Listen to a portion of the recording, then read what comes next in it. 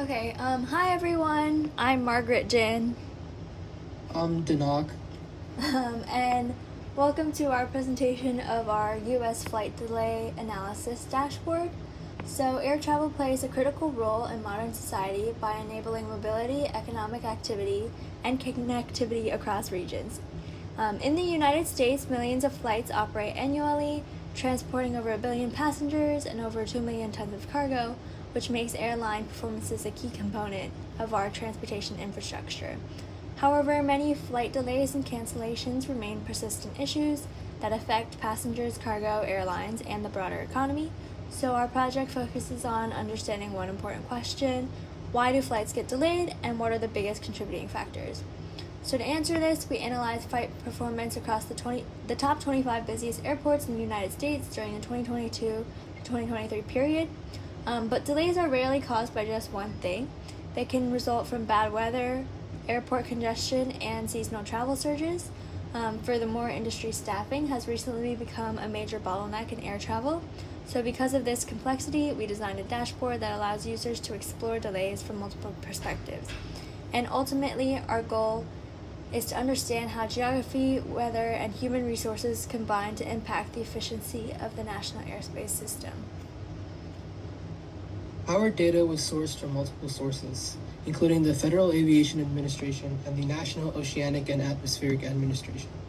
We incorporated flight delay records from the FAA, weather observations from the NOAA, air traffic controller staffing information from the FAA, and airport elevation data from 2022 and 2023.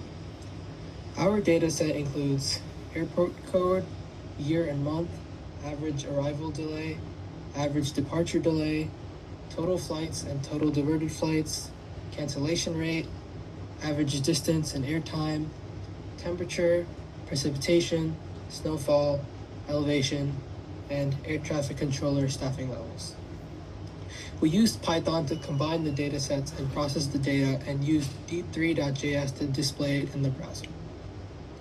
One of the most important calculated features is the staffing ratio, which is defined as actual ATC staffing to expected ATC staffing.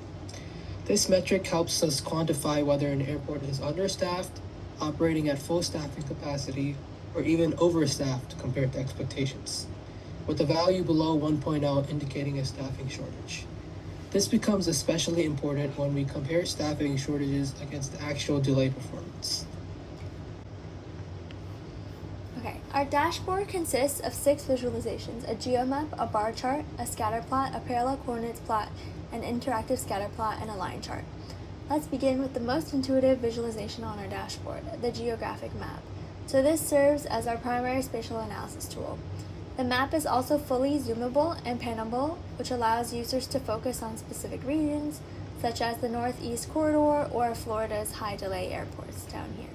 There's also a reset zoom button that returns the map to the initial map after users zoom into specific regions. So this is especially useful when airports are geographically close together, since zooming helps separate overlapping points and makes local delay patterns easier to inspect. And as you can see, each airport is represented by a circle on the map. So there's an airport selection drop-down at the top of the screen here, where you can select an airport. We can just pick one now. You can go to Orlando. And then if users want to clear that airport selection, they can use the Reset Selections button, which removes all manual airport selections and returns the dashboard to the full national view.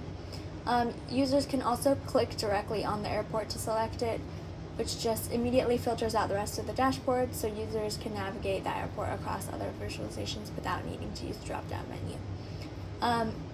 So we use color to represent the average arrival delay, where orange equals lower delays and red equals more severe delays. And also we use the size of the circle to represent the total flight volume, so larger circles indicate busier airports and smaller circles represent less traffic. So this dual encoding makes patterns immediately visible. So for example, a large dark red circle indicates a major airport with both high traffic volume and severe delays, and this helps identify large airports with high pressure hubs such as Atlanta or Chicago. Users can also visually detect whether delays are concentrated in specific regions, such as the high-density Northeast corridor, the Midwest during storms, or the West Coast during seasonal disruptions. So that makes the map useful for both macro-level geographic trends and airport-specific analysis. Directly below the map, we provide the top airports by delay bar chart. So the top airports are listed in order of average arrival delay, making the worst performing airports immediately obvious. And users can click directly on any airport bar to select it, like the geomap. Next to it, we have a scatter plot plotting the airport size versus average arrival delay. This allows the user to see how airport size impacts the delay.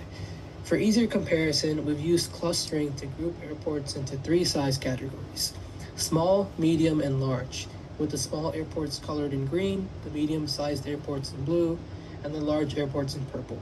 This allows the user to compare an airport's delay to other airports in the same class.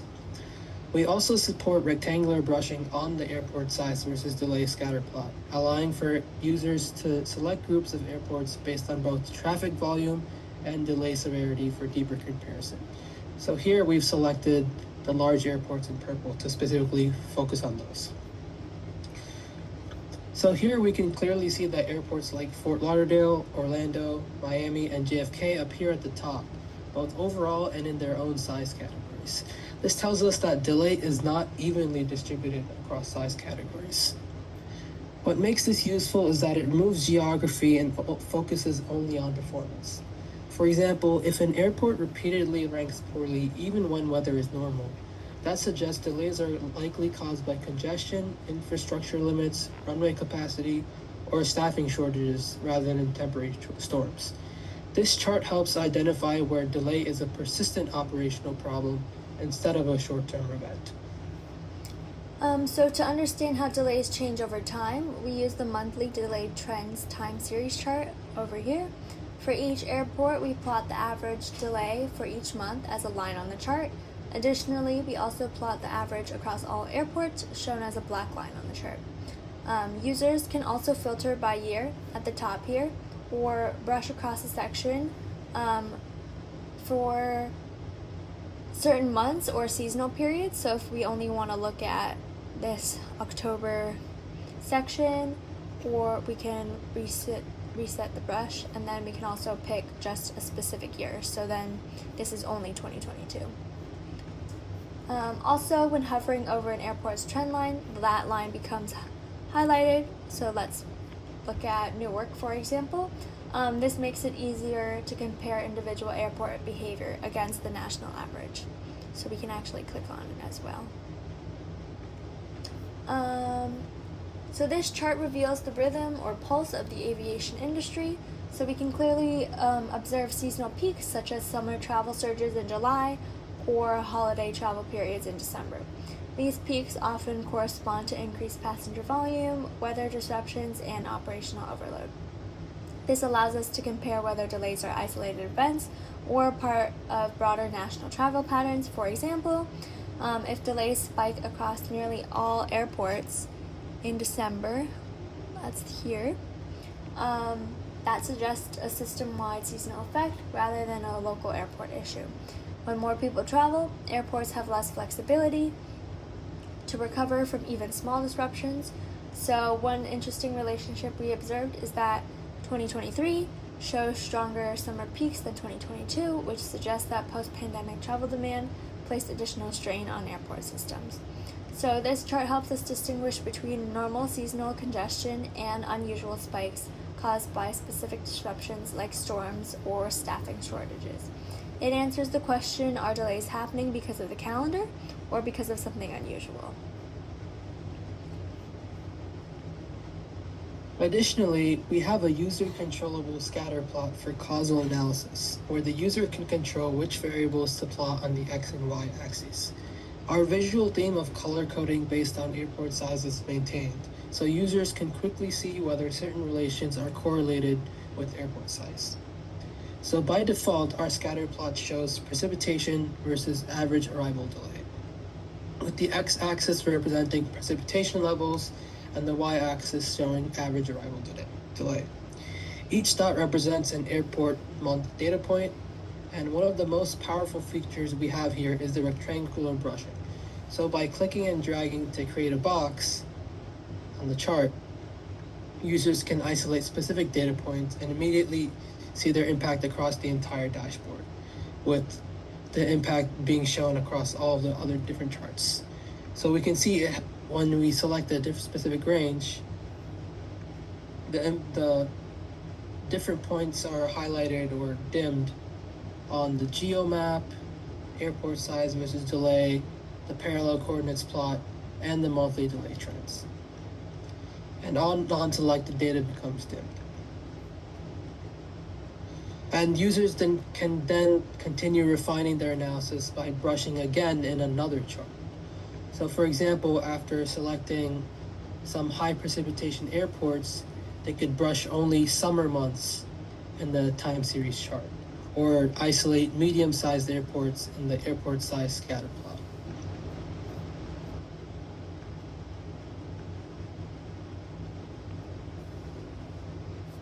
So if users only want to clear their brush selections while keeping other filters like airport or year intact, they can click the Reset Brushes button, which will make it easy to experiment with multiple comparisons without resetting the entire dashboard.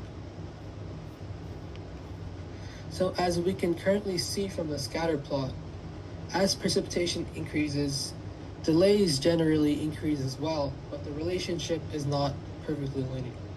Small amounts of rain may cause little disruption, but after a certain threshold, delay increases much more rapidly. This suggests there's a tipping point where weather shifts from a manageable inconvenience to serious operational disruptions. We can also see that some airports experience high delays even with low precipitation, which tells us weather alone does not only explain delay. Other factors like traffic volume or staffing must also be involved. This chart helps us show that weather is important, but it's only part of the story. That's where the brushing and linking filters in. If we draw a box over the high precipitation area on the right, the dashboard shows filters to show mostly green dots and lines. This reveals that small airports are particularly vulnerable to heavy weather, showing a direct spike in delays on the parallel coordinates plot. If users want an even clearer view, they can enable the Hide Non-Selected toggle, which completely removes unselected points from the scatter plot and the parallel coordinates plot, making this especially useful when analyzing dense clusters, where overlapping points can make patterns difficult to interpret. Conversely, if we reset that, and if we brush a cluster in the mid-range, we can see blue dots representing medium airports. So even with moderate precipitation, these airports often maintain lower delays, which we can instantly see reflected in the dimmed out lines of the parallel coordinates plot.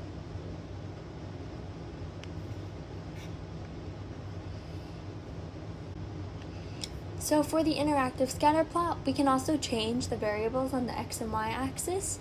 So for example, we can look at the staffing ratio against the average arrival delay. You can also look at it against other variables, but we can just take a look at this one for now. So we were originally motivated by recent discussions around transportation workforce shortages, especially concerns about TSA agents and aviation staff facing potential operation strain and delayed compensation. So that raised an important question for us, like, do staffing shortages measurably affect flight delays? So while those major public discussions are more recent and became more visible after our 2022 to 2023 dataset, we still wanted to investigate whether early signs of that relationship were already present in the data. So here we can see that the x-axis shows the staffing ratio and the y-axis shows the average delay. Each point again still represents an airport month combination. So what we found was that the relationship is present, but not as dramatic as we initially expected. There is some clustering of higher delays when staffing ratios are lower, especially below 1 0.0, which suggests that understaffing can contribute to operational inefficiency. However, the pattern is not strong enough to claim staffing was the dominant cause of the delays during 2022 to 2023. So this tells us something important. During this time period, weather, congestion, and seasonal demand likely had a stronger visible impact than staffing shortages alone. So rather than proving staffing was the main issue, this chart helps show that staffing is one contributing factor within a much larger system.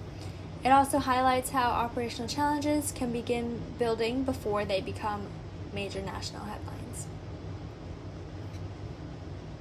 Building on that interactivity, the parallel coordinates plot allows us to see the full multivariable profile of the filtered selections for multivariable analysis. This is the most information-dense chart in the dashboard. So instead of showing just two variables at the time using the scatter plot, parallel coordinates plot allows us to visualize many variables simultaneously, with each axis representing one feature. So we have cancellation rate, precipitation, snow, elevation, staffing ratio, average departure delay, average arrival delay, and average temperature. And each polyline represents one airport month profile. As the polyline moves across axes, it shows us how that specific observation behaves across all dimensions. So when users hover over a specific polyline, that line is highlighted and a tooltip appears, makes it easier to trace that airport's full profile across all variables. This helps reduce visual clutter and improves interpretability in a very dense chart. Similar to this, there's also a hover interaction in the interactive scatter plot where users can inspect individual airport month points more closely. In the parallel coordinates plot, users can also drag the vertical axes to reorder. So for example, we can move precipitation around, we can move elevation around, and so on and so forth. This allows them to place related variables or like precipitation next to delay, or staffing next to cancellation rate, making patterns much easier to detect visually.